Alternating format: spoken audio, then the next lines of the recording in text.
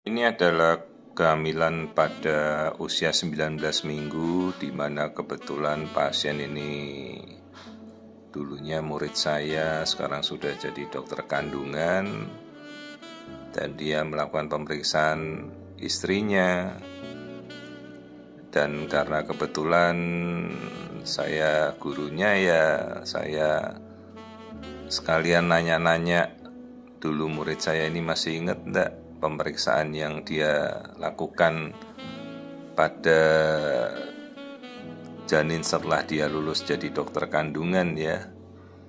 Kebetulan dia sekarang bertugas di daerah Pandeglang nih. Pandeglang itu di daerah Banten. Saya bekerja di Provinsi Banten sudah berapa puluh tahun ya, sampai sekarang. Sampai sekarang saya sudah pensiun jadi dosen. Dulu saya mengajar, sekarang sudah tidak.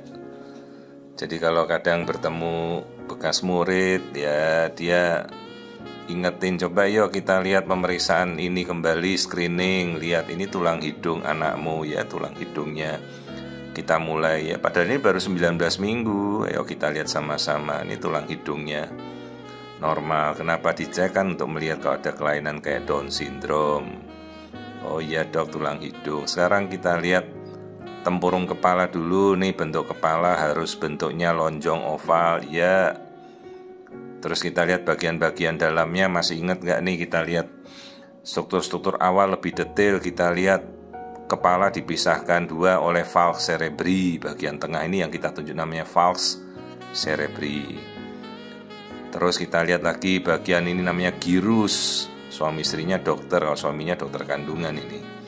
Jadi minimal dia harus sudah tahu ya struktur-struktur yang saya tunjuk. Oke, good, tahu semua dia. Terus kita lihat ini struktur otak, kita geser nih talamus yang kita tunjuk kayak gambar panah. Terus nanti kita mau lihat struktur bagian belakang. Nah, ini namanya struktur cerebellum, bagian kecil belakang otak kecil. Itu cerebellum. Terus bagian belakang namanya cisterna magna. Jadi ini karena anaknya dokter kandungan dan bapaknya dokter kandungan bekas murid saya tanya semua ini, masih ingat enggak dia waktu memeriksa ini. Ini plexus choroideus, struktur di dalam ventricle lateral otak. Dia menghasilkan cairan cerebrospinal fluid. Ya, jadi kalau ada hidrosefalus biasanya cairannya bertambah, lah itu kita harus lihat. Nah, ini potongan otak, potongan melintang atau transversal. Setelahnya kita lihat, nah coba lihat bola mata, ayo lensa matanya bening. Saya tanya sudah cek tokso apa belum? Oh katanya belum, ayo dicek. Harusnya di Pandeglang ya bisa mereka ada cek. Nah terus ini tulang hidung sudah. Kemudian kita lihat wajah. Jadi pemeriksaan laborat wajib ya, dicek sejak awal. Begitu bayi hamil, ibunya hamil, trimester pertama langsunglah dicek ya. Pemeriksaan darah, urin, gula, tokso, rubella, sitomegalovirus, hepatitis dicek. Nah perhatikan tuh struktur tangan, jari-jarinya ya, bagus semua. Kita coba cek jantung. Nah kita tanya ini sekarang, nanti kita coba detailkan ruangan-ruangannya. Saya tanya lagi, ayo ruangan jantung apa? Jangan cuma dengarkan detaknya. Lupa dok katanya. Yo kalau gitu kita ulangi lagi. Nah tanpa kita melihat kanan kiri, kita harus bisa tahu ini bilik kanan kiri yang mana. Nah saya ajari dia, oh caranya melihat aksis atau sudut jantung terhadap tulang. Jadi jantung itu posisinya dia belok ke kiri. Nah ini lambung. Lambung secara posisi anatomis ada di kiri tubuh kita. Jadi kalau kita sudah tahu lambung di kiri, nah, maka kita bisa lihat ruangan-ruangannya dan aliran darahnya.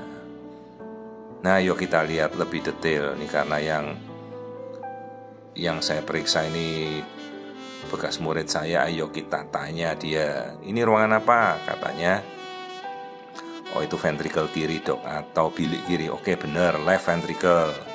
Sebelahnya berarti, oh itu right ventricle. Ini right atrium, left atrium. Kalau atrium itu namanya serambi.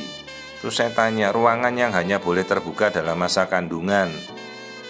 shunt menghasilkan aliran darah tembus kanan kiri pada atrium atau serambi, namanya apa? Lupa dok katanya. Ini saya tanya, nih FO itu apa? Foramen ovale. Jadi dia ada saluran yang hanya boleh terbuka dalam periode bayi dalam kandungan. Nanti kalau lahir begitu nangis ya dia langsung nutup, nggak boleh darah itu bercampur lagi. Makanya ada istilah delayed cord clamping, ya jangan, kita memang harus segera menutup dan segera bayi ini menjadi bayi aliran dewasa.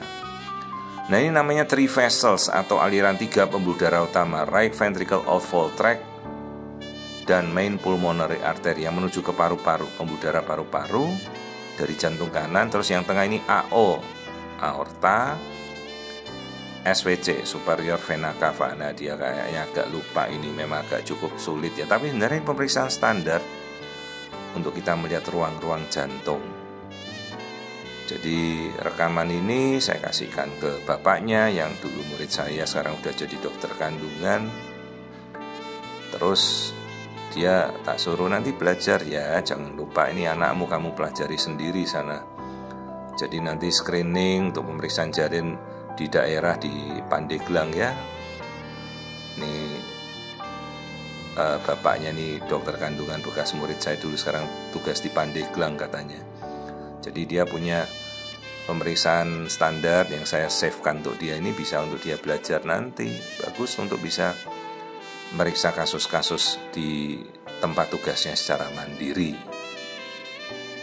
Oke, terus kita lihat lambung. Nah, lambung terisi. Kalau lambung terisi kenapa? Artinya pencernaannya bagus, saluran cerna bagus, good. Terus ini kandung kencing, artinya bayi bisa berkemih, fungsi ginjalnya bagus. Oke, itu udah dasar ya.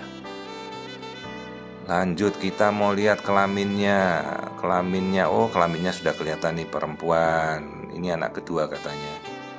Yang pertama operasi sesar. Nah baru nanti kan kita lihat bagaimana ketebalan bekas sesarnya. Dia mau coba normal bisa apa tidak. Kalau habis operasi sesar ya, memadai enggak jaraknya. Tuh kelaminnya perempuan, lubang anusnya terlihat. Jadi ini kehamilan baru 19 jalan 20 minggu, yang harusnya kalau trimester kedua kan masih sekitar 24 minggu. Tapi ini bapaknya nih dulu bekas murid saya, jauh datang dari Pandeglang. Pandeglang kalau dari Tangerang berapa kilo ya? Saya sendiri tidak pernah ke sana. Pandeglang Tangerang mungkin berapa? 50 kilo kah? Tidak pernah saya ke Pandeglang. Ya, ini dokter kandungan di Pandeglang bekas murid saya dulu hamil, tahu-tahu baru memperkenalkan diri saya. Dulu ini dok, bekas murid dokter katanya. Oh iya. Nah, ini air ketuban. Jumlahnya bagus, plasenta ada di bawah, tidak nutupi jalan lahir. Jadi kalau dia mau coba melahirkan ya, tapi nanti yang mau nolong apa dia sendiri ya, bapaknya yang dokter kandungan ini apa? Biasa kalau kita anjurkan jangan. Sekalipun bapaknya dokter kandungan, jangan menangani anaknya sendiri. Ya titiplah pada dokter kandungan yang lain gitu. Nah ini struktur kepala, kemudian lingkar kepala. Ini pasti semua sudah tahu ya untuk kita mengukur berat. Jadi hanya saya mengajarkan pemeriksaan standarnya. Kita mengukur berat dari logaritma ini apa? Kepala, lingkar perut, dan tulang paha. Jangan sampai keliru ya. Semua sudah kita lihat. Jadi inilah kehamilan pada usianya 19-20 minggu. Kita agak lama sedikit 10 menit karena saya sambil ngajari bekas murid saya ini pemeriksaan anaknya sendiri ini supaya nanti dia juga bisa dipraktekkan di tempat kerjanya di Pandeglang katanya ya. Semua ukurannya bagus, beratnya 297 gram, cocok semuanya sesuai 19 jalan 20 minggu.